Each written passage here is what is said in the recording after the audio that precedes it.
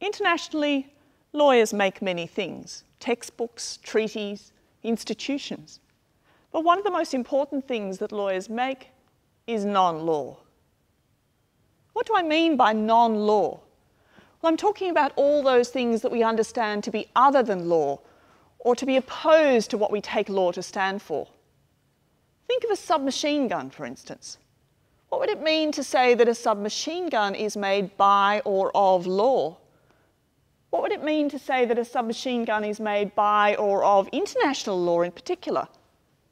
Well, let me show you 3 ways in which that might be the case.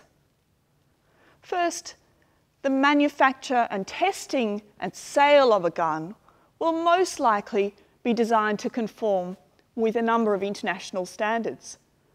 Expert bodies such as the ISO produce standards for military engineering, and the UN produce protocols for record keeping around the distribution and sale of guns. Second, the use of a submachine gun in a military or law enforcement context will be informed by another set of international standards. In 1990, for instance, a UN Congress adopted basic principles for the use of force and firearms by law enforcement officials. And third, the use of a submachine gun in a military and law enforcement context is in a continuous feedback loop with broader cultural practices, such as the use of guns by criminals and private security agents and by actors on our television and computer screens. And those are subject to still further regimes of international standardization. So in these and other ways, it's possible to say that a submachine gun, both the physical artifact and the cultural artifact, is crafted by law.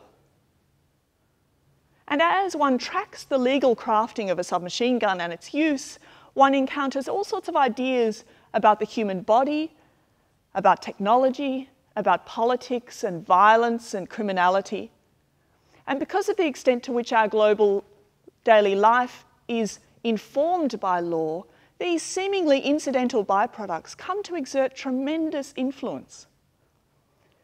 So if we want to understand the role that submachine guns are playing in contemporary global life, and perhaps even think about changing that, it's not enough to understand what the law says about the lawful making and use of guns. One needs to also study all that the law tells us about the non-lawful use and making of guns and the non-law around the submachine gun. The artist Georges Braque once said, when he was frustrated by a collector insisting upon pointing out the objects in his work, "The space between the picture and the dish, that I paint also." Well, international lawyers are painting that space also, the space of non-law, and we need to pay much closer attention to the way that they do so.